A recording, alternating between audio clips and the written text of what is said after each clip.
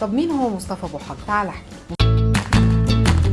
مصطفى ابو حجر هو شخصيه ظهرت في فيلم حب البنات، لكن هو في الحقيقه ما ظهرش اصلا، لان الفيلم بيبتدي بعد ما هو بيموت، وبيبقى كل اللي باقي منه صوره متعلقه بالابيض واسود. في الفيلم هو خلف 3 بنات، ليلى علوي وحنان ترك وهنا شيحه، وبيسيب وصيه انه عشان يورثوا لازم يعيشوا مع بعض فتره معينه، والباقي معروف. مصطفى ابو حجر في الفيلم شخص مزواج، لانه اتجوز 3 منهم الفنانه سوسن بدر، وخلف من كل واحده فيهم بنت. سوسن بدر كانت متغاظه قوي منه، فقررت انها تكره بنتها فيه، فطلعت البنت مش بس كارهه ابوها، بل بالعكس دي كارهه الرجاله كلهم، وبقت تضرب مثل بخيانه الرجاله ان كلهم زي ابوها، فكلهم بقوا مصطفى ابو حجر.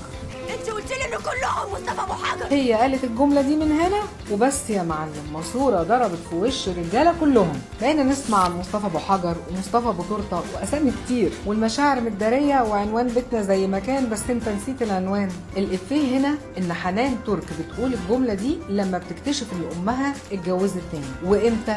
اول ما بنتها سابتها. متجوزاه من 2 سنين.